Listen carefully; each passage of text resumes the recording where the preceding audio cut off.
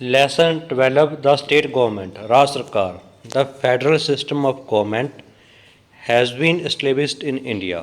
ਭਾਰਤ ਵਿੱਚ ਸੰਘੀ ਸਰਕਾਰ ਫੈਡਰਲ ਹੁੰਦਾ ਗਾ ਸੰਘ ਸੰਘੀ ਪ੍ਰਣਾਲੀ ਭਾਰਤ ਵਿੱਚ ਅਪਣਾਈ ਗਈ ਹੈ। ਇਨ ਫੈਡਰਲ ਸਿਸਟਮ ਸੰਘੀ ਪ੍ਰਣਾਲੀ ਵਿੱਚ the government work on two different level ਸਰਕਾਰ ਦੋ ਵੱਖਰੇ ਪੱਧਰਾਂ 'ਤੇ ਕੰਮ ਕਰਦੀ ਹੈ। ਸੈਂਟਰ ਕੇਂਦਰੀ ਸਰਕਾਰ ਕੇਂਦਰੀ ਪੱਧਰ 'ਤੇ ਅਤੇ ਸਟੇਟ ਲੈਵਲ ਅਤੇ ਰਾਜ ਪੱਧਰ 'ਤੇ।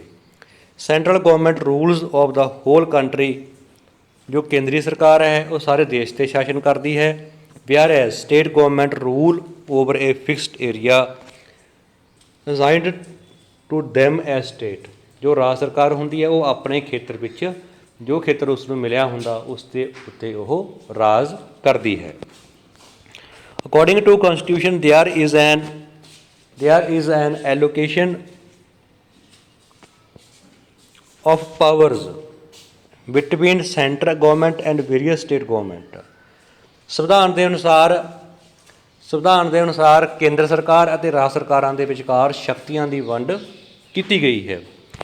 There are 28 state governments in India at present। ਇਸ ਸਮੇਂ ਭਾਰਤ ਵਿੱਚ 28 ਰਾਜ ਸਰਕਾਰਾਂ ਹਨ। According to Constitution, there are state legislators in India to frame law and policies for the people of various states। ਤੇ ਸੰਵਿਧਾਨ ਦੇ ਅਨੁਸਾਰ ਜੋ ਇਹ ਰਾਜ ਸਰਕਾਰਾਂ ਨੇ ਗੀਆਂ ਇਹਨਾਂ ਨੂੰ ਆਪਣੇ ਰਾਜ ਦੇ ਅਧੀਨ ਕਾਨੂੰਨ ਬਣਾਉਣ ਦੀ ਸ਼ਕਤੀਆਂ ਦਿੱਤੀਆਂ ਗਈਆਂ ਨੇ। The upper house is known as state legislative council ਜੋ ਉੱਪਰਲਾ ਸਦਨ ਹੁੰਦਾ ਰਾਜ ਵਿਧਾਨ ਪਾਲਿਕਾ ਦਾ ਉਸ ਨੂੰ ਕਹਿੰਦੇ ਰਾਜ ਵਿਧਾਨ ਪਰਿਸ਼ਦ। And the lower house is known as state legislative assembly ਜਿਸ ਨੂੰ ਅਸੀਂ ਕਹਿੰਦੇ ਹਾਂ ਰਾਜ ਵਿਧਾਨ ਸਭਾ ਹੇਠਲੇ ਸਦਨ ਨੂੰ। According to the constitution there may be at least 60 members of legislative assembly and the maximum number of members of legislative members may be 5। ਘੱਟ ਤੋਂ ਘੱਟ ਰਾਜ ਵਿਧਾਨ ਸਭਾਵਾਂ ਦੇ ਮੈਂਬਰ 60 ਹੋ ਸਕਦੇ ਨੇ ਅਤੇ ਵੱਧ ਤੋਂ ਵੱਧ 500 ਸਾਡੇ ਸੰਵਿਧਾਨ ਦੇ ਅਨੁਸਾਰ। At present the state assembly of Punjab has 117। ਵਰਤਮਾਨ ਸਮੇਂ ਪੰਜਾਬ ਰਾਜ ਵਿਧਾਨ ਸਭਾ ਦੇ 117 ਮੈਂਬਰ ਹਨ। The people of state elect their representative their respective legislators ਜਿਹਨੂੰ ਅਸੀਂ MLA ਕਹਿੰਦੇ ਹਾਂ direct by using their voting rights. ਅਤੇ ਲੋਕ ਇਹਨਾਂ MLAs ਦੀ ਚੋਣ ਪ੍ਰਤੱਖ ਰੂਪ ਵਿੱਚ ਕਰਦੇ ਹਨ। The person who wants to be an MLA must be a citizen of India. ਜੋ MLA ਰਾਜ ਵਿਧਾਨ ਸਭਾ ਦਾ ਮੈਂਬਰ ਬਣਨਾ ਚਾਹੁੰਦਾ ਉਹ ਭਾਰਤ ਦਾ ਨਾਗਰਿਕ ਹੋਵੇ। Not less than of 25 year of age 25 ਸਾਲ ਦੀ ਉਮਰ ਤੋਂ ਘੱਟ ਨਾ ਹੋਵੇ। He she should be mentally sound should not be bankrupt. ਉਹ ਪਾਗਲ ਬੈਂਕ ਕਰਪਟ ਹੁੰਦਾ ਗਾ ਦਿਵਾਲੀਆ ਜਾਂ ਦਿਵਾਲੀਆ ਨਾ ਹੋਵੇ। He she must not hold any office of profit under the government of India or under any state government. ਉਹ ਰਾਜ ਸਰਕਾਰ ਜਾਂ ਕੇਂਦਰ ਸਰਕਾਰ ਦੇ ਅਧੀਨ ਕਿਸੇ ਵੀ ਲਾਭ ਦੇ ਪਦ 'ਤੇ ਨਾ ਹੋਵੇ। First question who rule over the whole country. Who rule over the whole country ਤਾਂ ਅਸੀਂ ਉੱਪਰ ਪੜ੍ਹਿਆ ਗਾ who rule over the whole country.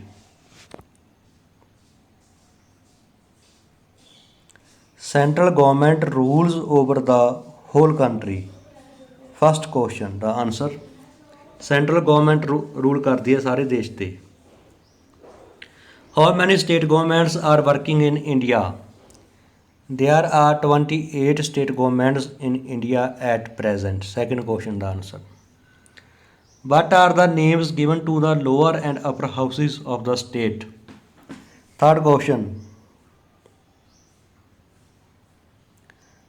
the upper house is known as state legislative council and the lower house is known as state legislative assembly। Third question का answer है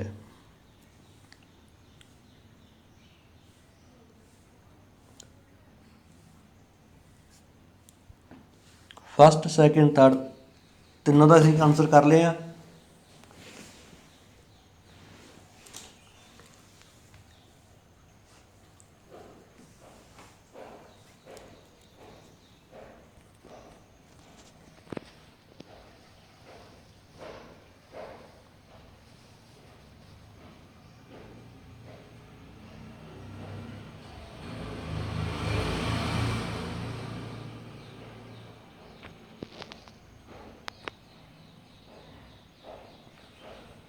इस तो अगे fourth question, what is the limit of minimum and maximum legislative members, वध तो वध किन्ने ते घट तो घट किन्ने हो सकते हैं। There may be at least 60 members of legislative assembly and the maximum members of state legislative assembly may be 500। Fourth question का answer,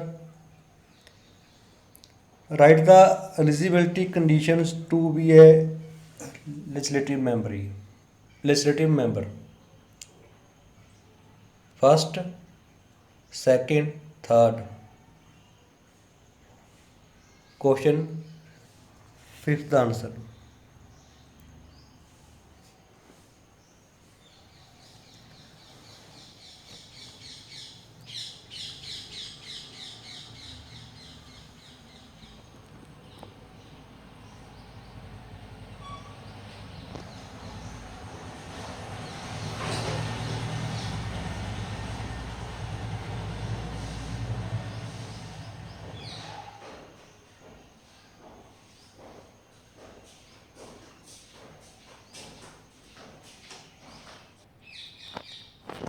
Question 6, who frame the law and policies for the people of state? According to the constitution, there are state legislations in India to frame law and policies for the people of various states। Question 6 the answer।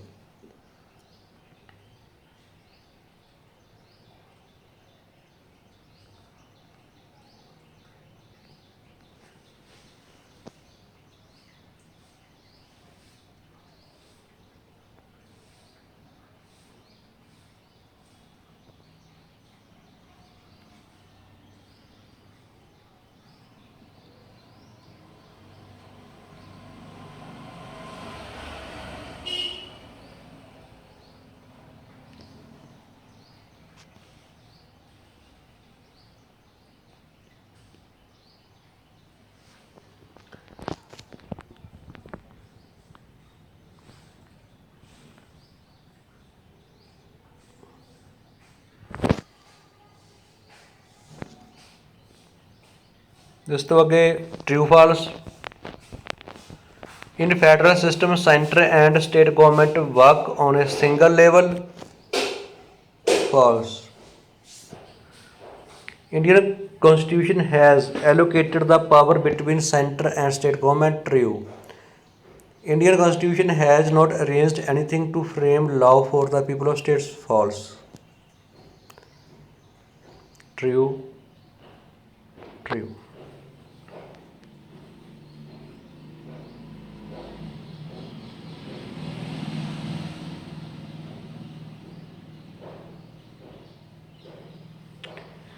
इस तरह असीं अज वाली slide का काम अंग्रेजी medium च कीता है। चैनल नूं लाइक करो, सबसक्राइब करो तो वीडियो नूं शेयर करो तां जो विद्यार्थी अपना अपना काम कर सकन। धन्नवाद।